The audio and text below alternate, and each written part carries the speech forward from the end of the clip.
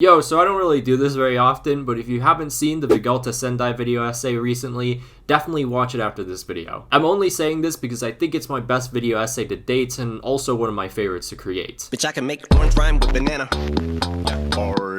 And just in general, I think it deserves a little more attention, so I'm just gonna give it a little shout. And also, if we can get 2.8k likes on this video, that'd be fantastic. So in times past, your top 4 La Liga teams usually are the standard: Real Madrid, Barcelona, Atletico Madrid, and Sevilla. No order there, just those 4 teams are usually found in the top 4. But in the year of our Lord 2022, there is currently one surprise, one pretty big surprise as well. Real Betis are currently 3rd place. They are currently led by a man pretty familiar with La Liga success in Manuel Pellegrini. And when I mean familiar with success, he holds the best win percentage at 4 different Spanish clubs. That includes Villarreal, Real Madrid, Malaga when they were good, and now Real Betis. Prior to Pellegrini's appointment, life as a fan of Los Verdi Blancos has been much of a roller coaster of emotions. I'm a little bit scared. The club climbed to the highest of highs, winning the title in 1935, only to find themselves 15 years later in the 3rd division. Going all the way to 1977, Real Betis defeated Athletic Bilbao for their first Copa del Rey title. The triumph allowed Betis to compete in Europe once again, and despite a really good performance going all the way to the quarterfinals, Los Verdi Blancos would relegate that same year. Real Betis did return to the 1st division almost immediately, and then qualified for the 1982 and 1984 UEFA Cups. Los Verdi Blancos would also earn a runners-up position in the 1985-86 Copa del Rey. But yet again, the football gods would turn on Real Betis. For some reason. Please, you must. We have spoken.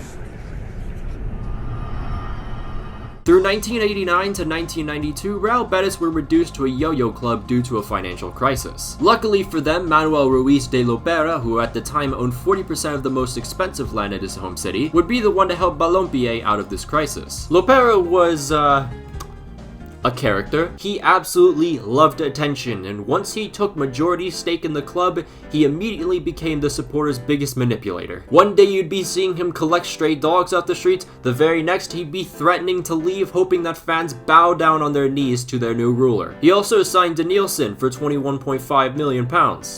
The most expensive player at the time. A Halloween party where the footballer tried to escape being caught by the president himself is more noted than his abilities. So the less said, the better.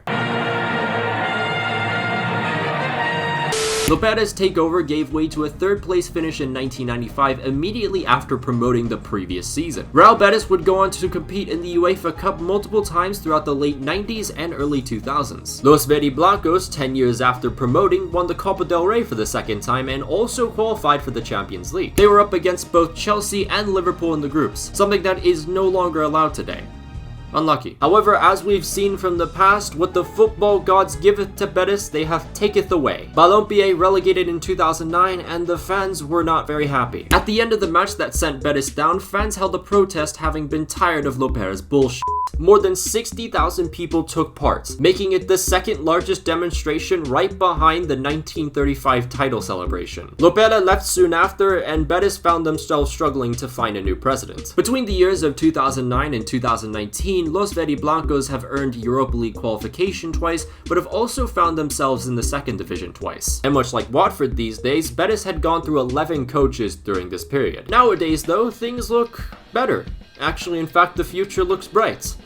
Hopefully this time the football gods won't take it away. Over the past years, Real Betis have made better decisions in their transfer. That includes the likes of William Carvalho, who wanted to leave last season but has now become a very important piece to the team. Sergio Canales, who's overcome 3 knee injuries to become one of the most influential midfielders in La Liga. Hector Bellerin, having struggled with injury and depression at Arsenal, has been revitalized as well at Betis. Other players include former La Masia products Marc Bartra and Christian Teo. And despite being 40 years old, Joaquin is still showing that he can have quite the influence on the game. Nabil Fekir was supposed to sign for Liverpool in 2018 for a price of I believe 50 million plus, but that didn't come to pass, and a year later Real Betis collected him for just half that price. And Nabil has become one of the most important players in this Real Betis side. He currently has 6 goals and 6 assists in La Liga and averages 2.5 key passes per game. Southampton bust Juan Mi is also cooking this season. He has 12 goals in 20 appearances and he's outscoring his XG by 4.8 goals. And another forward revitalizing their career currently, Willian Jose. After a failed stint at Wolves, he has 6 goals to his name. And of course, with all this talent, you need the proper manager, and as we've stated before, that's Maqwell Pellegrini. He's doing an excellent job. As said before, he has the best win percentage out of every Betis manager ever. Pellegrini brought the club from a 15th place finish to Europe in his first season, and once again, they're currently 3rd right now. The club has scored 45 goals in the league. That is the 2nd most, just behind Real Madrid, and they have a pretty good defense too. According to Who Scored, Betis have the 2nd best average team rating. In the Copa del Rey, though, is an even better story. Los Verdiblancos defeated their longtime bitter rival Sevilla in the round of 16. They carried that form into a 4-0 dismantling of Real Sociedad to move on to the semis. Real Betis are just 90 minutes away from a Copa del Rey final, and all they have to do is maintain that 2-1 gap or even extend it against Rayo Vallecano. And if they do get past Rayo Vallecano, remember, there's no Barcelona or Real Madrid remaining. Their potential finalist opponents would be either Athletic Bilbao or Valencia. This gives them a pretty good chance to bring silver back home for the first time in 17 years. For a club whose supporters aren't afraid to make their voices heard, and with a fan base that continues to be loyal all these years, consistently averaging top 5 and highest number of attendance,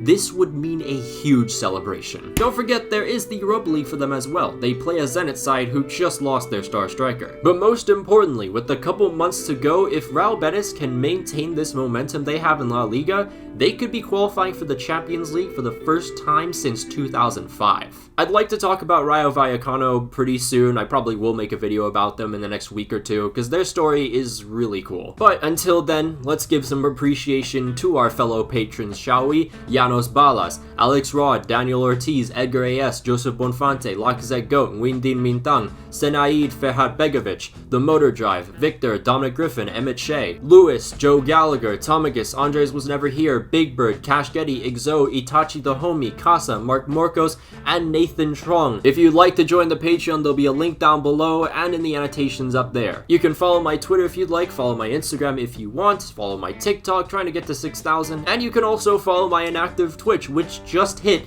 1,000 followers. I don't know how that happened, but thank you. Oh my god, Mbappe! Oh my god! Utterly explosive. A physical phenomenon. Holy f***. I can't even be mad at that. But until then, I'll see you guys.